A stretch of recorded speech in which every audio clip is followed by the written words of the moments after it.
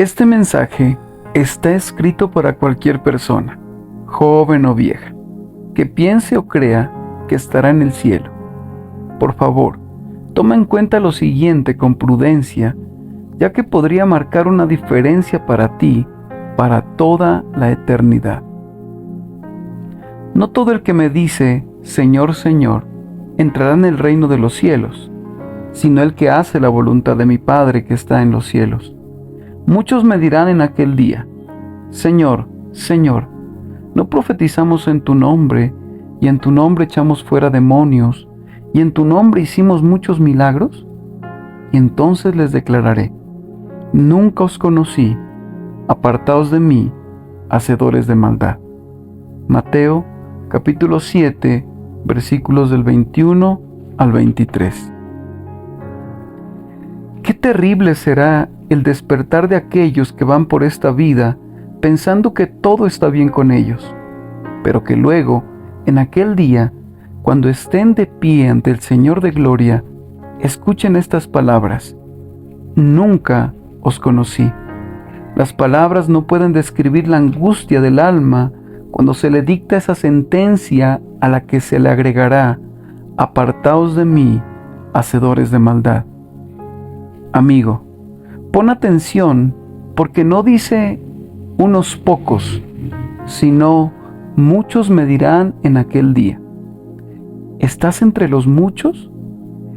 ¿Eres uno de los que se sientan en un banco de la iglesia pensando que todo está bien, pero que si Dios dijera, cortadlo, caerías de esa banca al infierno? Muchos han hecho esto. ¿Estás enseñando una clase de escuela dominical y ni siquiera eres salvo? ¿Tienes la responsabilidad y el bienestar eterno de hombres y mujeres que buscan que los guíes? Si es así, eres uno de los que Dios habla como ciegos guías de ciegos. ¿Eres asalariado o pastor? ¿Estás dependiendo de alguna experiencia religiosa para llegar al cielo o de alguna buena obra que has hecho o estás haciendo? ¿Qué prueba tienes de que vas al cielo y no al infierno? Es hora de despertar y pensar en estas cosas. Es hora de hacer un escrutinio del alma. Dios dice, examinaos a vosotros mismos si estáis en la fe. Probaos a vosotros mismos, ¿o no os conocéis a vosotros mismos que Jesucristo está en vosotros, a menos que estéis reprobados? Segunda de Corintios 13:5. Dios requiere que hagamos firme vuestra vocación y elección. Segunda de Pedro 1:10. No olvidemos que muchos están en el camino espacioso que lleva a la perdición, pero solo pocos encuentran el camino angosto que lleva a la vida eterna. Mateo 7 del 13 al 14. Esa es la razón por la que la Biblia dice, temamos pues, no sea que permaneciendo aún la promesa de entrar en su reposo, algunos de vosotros parezca no haberlo alcanzado. Hebreos 4:1. Si tu objetivo es el cielo y te quedas corto, no queda nada más que una eternidad perdida.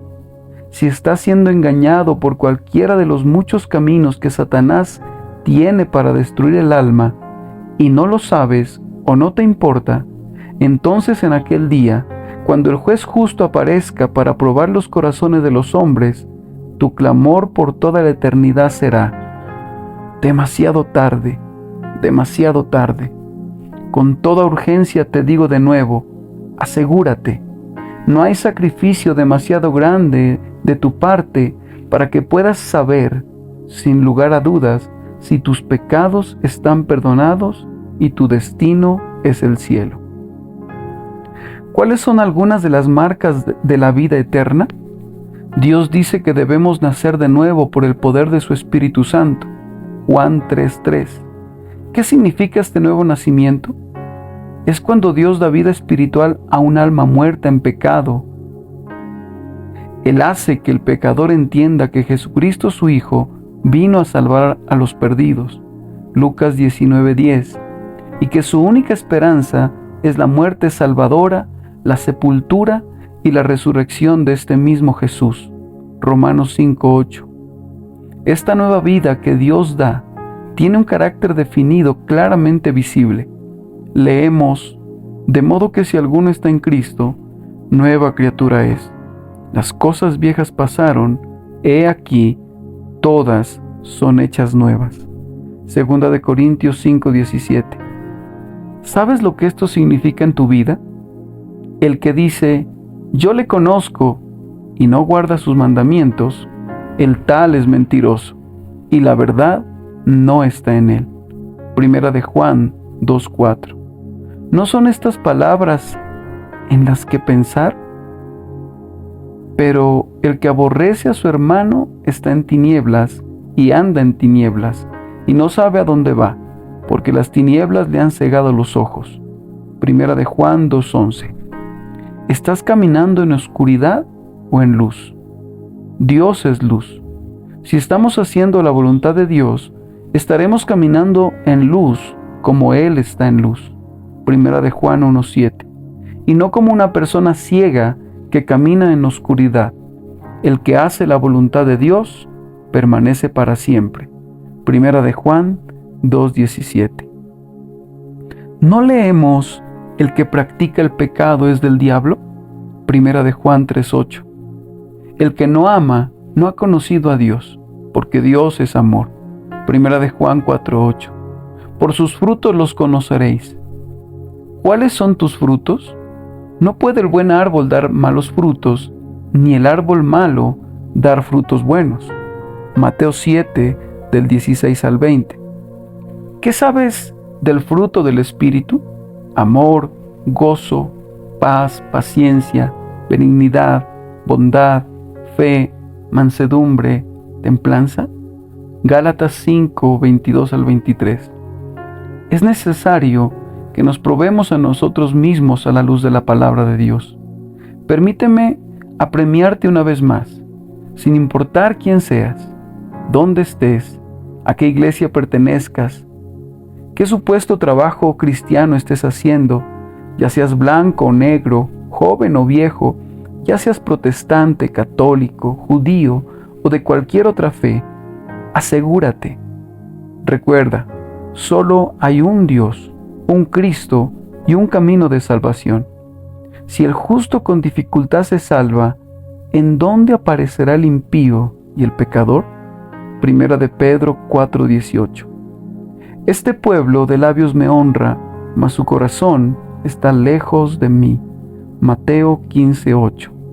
Toda planta que no plantó mi Padre Celestial será desarraigada. Mateo 15:13.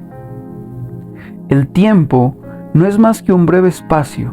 La eternidad es inmensurable. El cielo nunca dejará de existir, tampoco el infierno. Si eres uno de los suyos, demuéstralo. Dios odia la tibieza. Apocalipsis 3 del 15 al 16. Su deseo es para los hombres y las mujeres decididos que se basan en la verdad, que están firmes en la palabra viva, que no son llevados por doquier de todo viento de doctrina, sino que están arraigados en la roca, Cristo Jesús. Qué triste condición existe hoy cuando se ve poca diferencia entre los que profesan a Cristo y los del mundo. El mundo, la carne y el diablo son enemigos del Hijo de Dios. Leemos que incluso Satanás se disfraza como ángel de luz. Segunda de Corintios 11:14.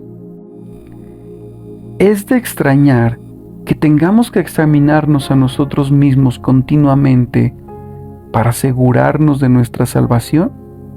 Segunda de Corintios 13:5.